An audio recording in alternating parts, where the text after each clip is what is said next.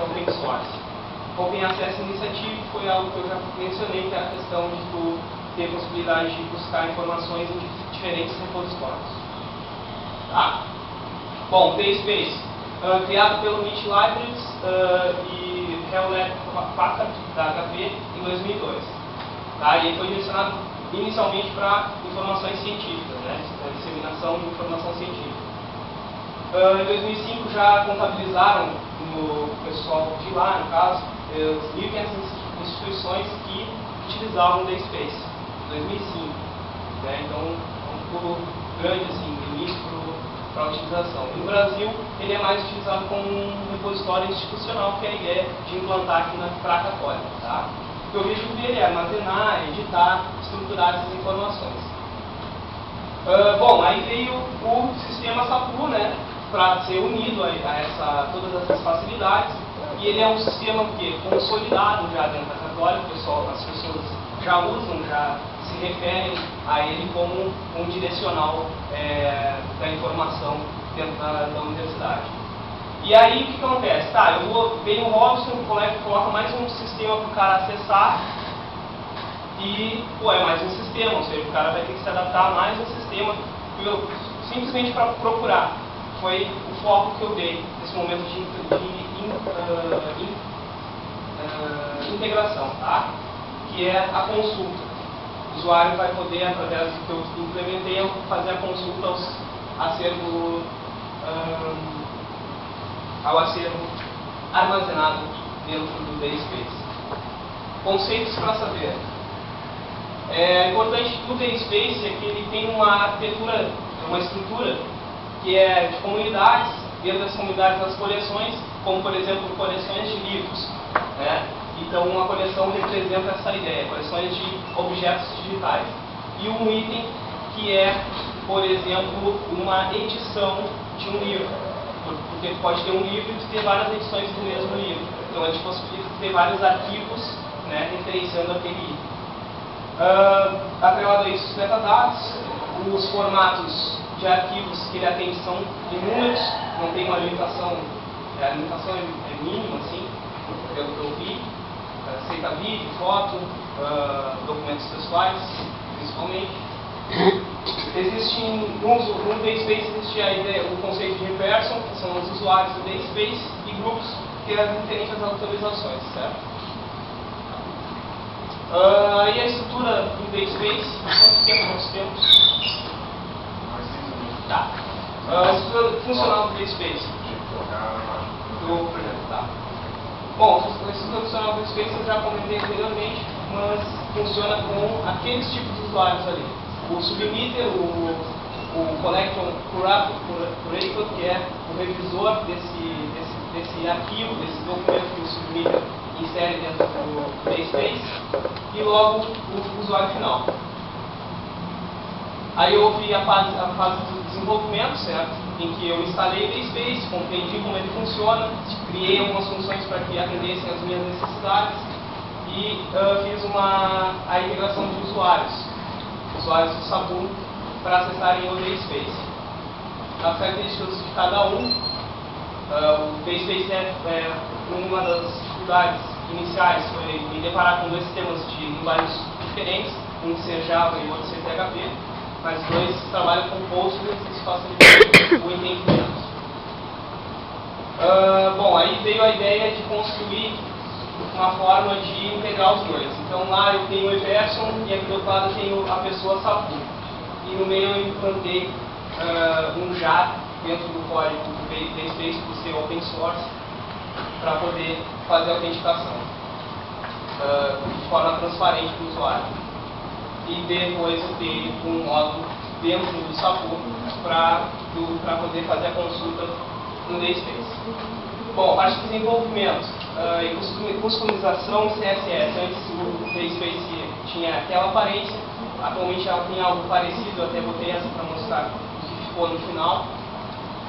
Aqui são alguns exemplos de outros repositórios com customização, tecnologias que eu utilizei. Interessante o Linuit para post-its, e o restante tudo é open source. Então vou mostrar o namespace, como ele ficou atualmente.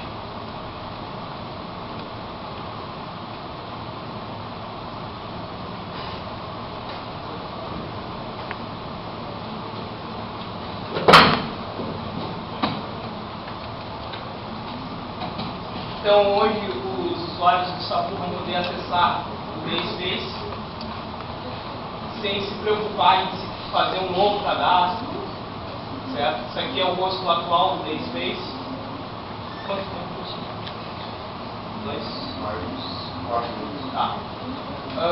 E hoje os usuários vão poder ter acesso a essa interface que é muito parecida com o SAPU, graças ao CSS que eu customizei para poder ter acesso, para poder ter a familiaridade com o SAPU. Bom, vou acessar com o usuário administrador, porque eu já estou cadastrado, certo? Aí qual é a diferença? O SAPU a gente entra com CPF, geralmente, mas aqui eu entro com, você, no caso qualquer usuário que eu tentar se logar, usa o e-mail cadastrado no SAPU.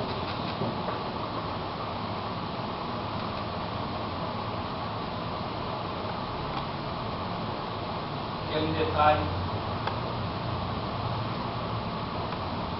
de autenticação.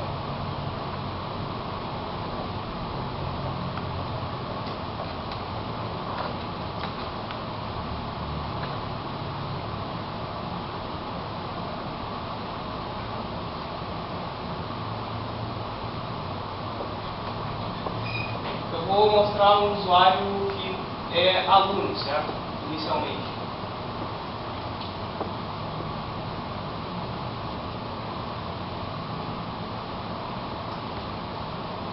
Sendo usuário aluno, se eu não configurar inicialmente para ele ser de um grupo que possa submeter, por exemplo, fazer configurações dentro do sistema, ele vai ter várias opções. Ele vai ter a possibilidade de consulta, qualquer sistema tem, né? Nesse caso aqui, ó, o usuário Moriarty, ele está atrelado ao grupo de... ele não está atrelado ao grupo de administradores. Mas ele pode entrar em contato para se tornar um. O que acontece? Se tornando um administrador, posteriormente o usuário fica atrelado ao namespace e não ao SAPU. Ou seja, quando ele se logar, ele vai ser administrador do namespace, então ele vai poder alterar a senha, não vai ter nenhuma relação com o SAPU, vai ser meio administrador, certo? Eu acho que é interessante eu mostrar o módulo de consulta dentro do SAPU, como ele ficou. E aqui mesmo, legal, tu não precisa ter um usuário para acessar o namespace, certo? Para consultar os documentos que estão disponibilizados. Tu simplesmente acessa o site, claro que aqui com um endereço mais humano, vamos dizer assim, e aqui tu visualiza as comunidades, aqui dá para ver melhor a estrutura, comunidades, aqui é uma subcomunidade, e essas aqui são as coleções. Então, por exemplo, vou entrar na coleção de estudos de Web 2, fiz uma estrutura baseada no que a gente vivencia aqui no setor, que eu trabalho, no PhD. E aqui tem um objeto submetido.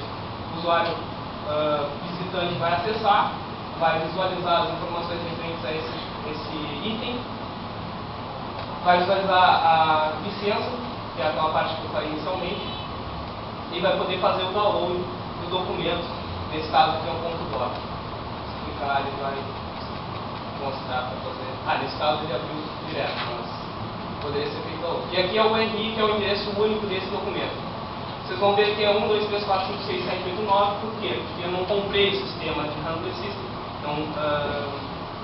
Não aderi a esse sistema, certo? Terei que pagar. Isso até já foi visto. Anualmente é $50.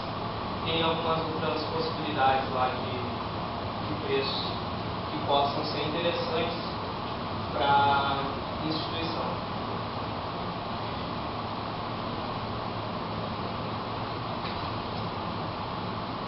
Então aqui eu vou acessar como usuário comum.